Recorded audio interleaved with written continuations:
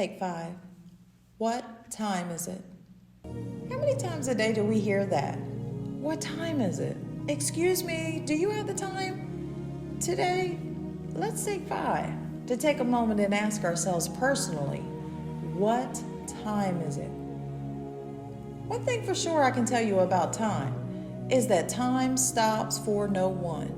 We see just how fast time flies, whether it's daily, when, for an example, we can be working and it could be a certain time, and where we were so busy, we see just how quick the time went by. Or how about if you have children or young ones in your family, and year after year we see just how quickly they grow, and the time just seems to fly by. We will even say, where did the time go? It seems like it was just yesterday. Boy, time flies. Even in today's world, time seems to be speeding up even the more. There is just so much to do, so much on our to-do list, so many hours to work, so much to do that we feel that we do not even have the time in a day to complete it all. But today I'm asking you, what time is it? What time is it in your life? Are you at the point of the never-ending natural things to do have began to take up our time for the things that we are to be doing spiritually? There is a saying that describes the word busy, B-U-S-Y, which means being under Satan's yoke. You may think that things that we do, it doesn't fit into this category because we're not just out here doing sinful things. We're not entertaining the things of this world. But listen to what word describes being under Satan's yoke. Busy. Busy. How many of us are so busy? I know it cannot just be myself that finds themselves so busy all the time. But we cannot allow the busyness of our natural life to hinder the time of our spiritual life. Our spiritual time is far more important than the things that we are yet so busy doing in the natural.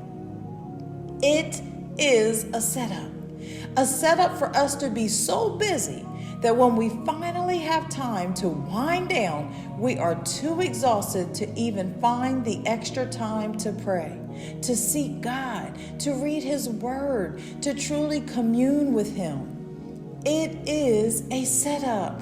It's a setup for us to miss our time that we've been waiting for. Will we miss the time of that prayer that we have been praying for so long, and it's finally about to be answered?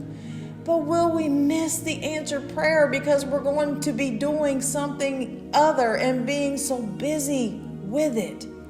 Time is so important. We don't want to face it, but each day our time is getting shorter and shorter. The time is drawing near for the Lord's return. So why are we drawing farther? It may not be intentional, you just simply are just busy. But that's why today I have to stop you for these few minutes and ask you, what time is it? Well, I'm going to tell you what I think the time is. I feel the time is for us to wake up. I feel the time is for us to straighten up. I feel like the time is now for us to recognize the importance of our time. It's time to put God first. It's time to put God at the beginning of our day and not at the end, after we've done everything else we had to do. What about what God wants us to do? It's time for us to even reevaluate our schedules. It's time to see what's taking up all of our time and ask, is it for our good or is it for our bad? It's time to put our time and effort into the things of God. When our time is more focused around God and His purpose for our life, we will see that we are so full and free. You may feel tired, but it's a good tired. Do you know what I mean? Do you know what a good tired feels like? Because you are doing the things of God. We don't see it as being busy because we're doing what God would have for us to do. But when we find ourselves doing more things in the natural, we will see that we are so exhausted, tired, and frustrated, don't we? Busy.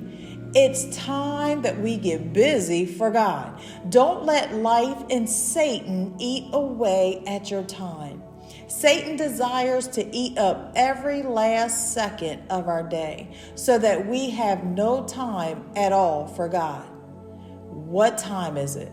I tell you what time it is. It's time for us to go and make more time for God. So I leave you with this, and that you ask and answer for yourself, what time is it?